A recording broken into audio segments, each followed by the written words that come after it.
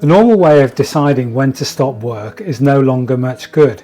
The idea that you work like crazy, you save like mad up to a given retirement date when you stop work altogether and live off your savings just doesn't work today. The world is too risky a place.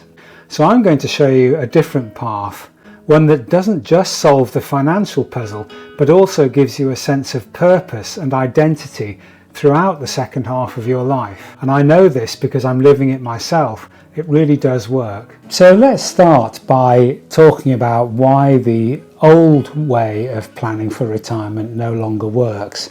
Retirement's often presented as a sort of a financial race, and retirement is the finishing line. You set your retirement date years in advance, you work like mad for the period up to that, working as hard as you can, and when you reach that financial finishing line, everything stops and you basically live off your savings from that point forward. But that is no longer appropriate for the world as it is today, and let me just list down the problems as I see it. So number one, people these days are just simply living longer than they used to.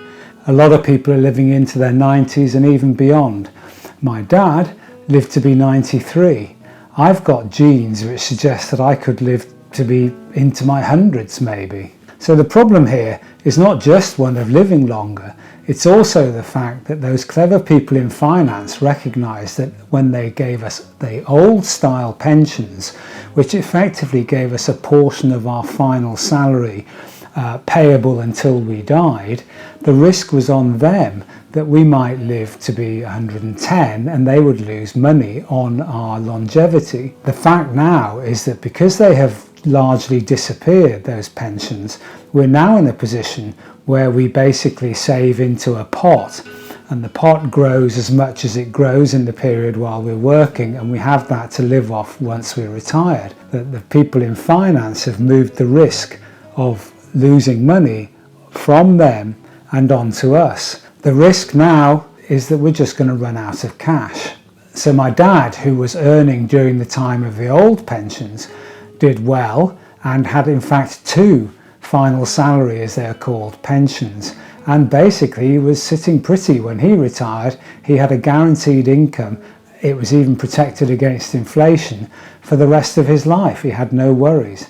That sadly is not the position that we're in today. So the second point I wanted to make is the psychological effect of suddenly stopping work altogether is quite large. And I especially saw this with my dad, who was a successful man. He basically then stopped work altogether, and it took him quite a while to adjust to this. He seemed to be sort of cast adrift as he joined the ranks of the retired, and his sense of purpose seemed to disappear. He got quite depressed during that time. And the third point is, let's just do a thought experiment here. So if we look even at the last 10 years, who'd have thought that we'd have a global pandemic which shook up the whole world in the way that it did? Who would have envisaged even 5 years ago that we'd now be living in a world where the US, Canada, Britain and Europe are all basically shouting at each other and raising tariffs on each other? This was unthinkable 10 years ago, yet it's come to pass. And trying to predict what will happen in the future becomes harder and harder as a result. Isn't it a good, prudent, safe thing to do to continue to maximise the assets you've got, even as you move beyond normal retirement age? And this is that new retirement strategy that I talked about at the beginning. And it has one key principle, and that is that we keep the whole idea of earned income as the core of a financial strategy for much longer than we perhaps have been used to in the past. But the first thing to say, though, is to be absolutely clear. Continuing to have earned income beyond normal retirement age is not a failure of retirement planning. It's actually making good use of one of your core strategic assets, and that's the ability to continue earning. So let's look at what that means in real terms. And it's not just a question of continuing to work for a few more years. So the way I like to think of it is a kind of a 2 or even 3 stage model. And we'll start at stage I'm going to call it stage 0 because this comes before your normal sort of retirement age, whatever that is. That is that you have to, at this point, make a decision that you're going to follow this model. It's quite important because then you can accrue the benefits that result. And those benefits are that because you've made that decision and you've removed that financial finishing line from your earnings, it takes the pressure off in your earlier years because you know that you don't have a point that you have to stop work at. You can actually start to enjoy a little bit more of the financial benefits that accrue when you're not saving like mad at the time when you're actually in a position to enjoy it fully. If it's perhaps, I don't know, trekking in the Himalayas or something like that. That's not something you would necessarily do at the age of 80, but it's something you could certainly do at the age of 40. So phase 0 is about making the decision. For me, I made that decision back when I was about 50. As an example of slightly removing that imperative to save, I actually took a 3-month sabbatical, and during that time we went abroad with our children who were young adults by that time, and it meant we could really have a great time before they themselves got married and had children. It was a really golden 3-month period which we thoroughly enjoyed, but we wouldn't have been able to do had I been attempting to stash away as much money as I could on the basis that I was going to retire at 60. And so if that's phase 0, phase 1 is actually the period when you might have been thinking of retiring, and that is when you continue to earn beyond the normal retirement age. These days though, our level of fitness at 65 is much better than our parents' generation, and our capability to continue earning income is also much greater as well. Because I run a one-person consultancy business, I've just continued to work. The great advantage I've got is that I thoroughly enjoy my work and it doesn't feel like a disaster to have to continue working on. But there is a difference between just working on and taking this planned approach, and that's in the psychology of it. I'm now, because I'm at the age when I might otherwise be thinking of retiring, I've slightly changed the type of work I'm doing. I used to do 4-hour round trips to go into London and back out again on a daily basis.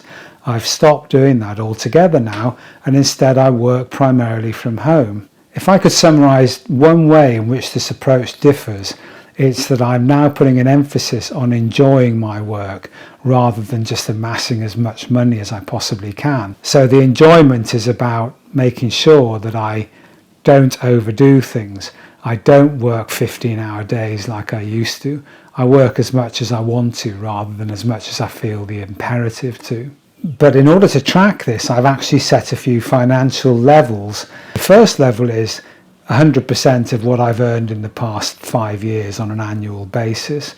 In other words, I'm earning as much as I've always earned, and that's fine.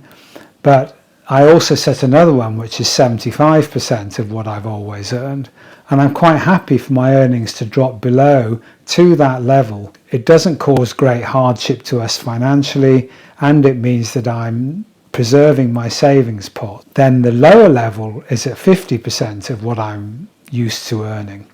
At that point, anything below that level, and I will have to start drawing from my savings pot. So what I do then is, if I approach that level, I will look at taking contracts which are maybe not ideal.